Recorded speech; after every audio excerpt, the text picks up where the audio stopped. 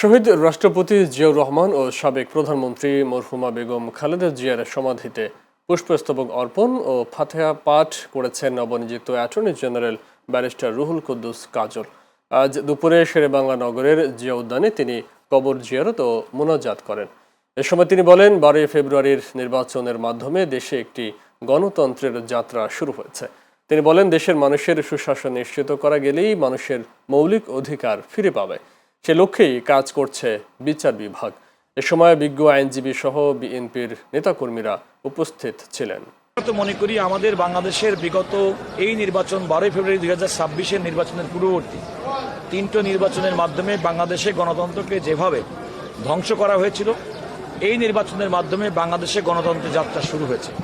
এই গণতন্ত্রের যাত্রা শুরু হওয়ার পরিপ্রেক্ষিতে আমরা মনে করি যে বাংলাদেশের সুশাসন সুনিশ্চিত হবে, এবং যখন সুশাসন সুনিশ্চিত হবে সর্বক্ষেত্রে, তখন মানুষের মৌলিক অধিকার হিসেবে তার ন্যায় বিচার প্রাপ্তির যে অধিকার, সে অধিকারটা সুরক্ষিত হবে।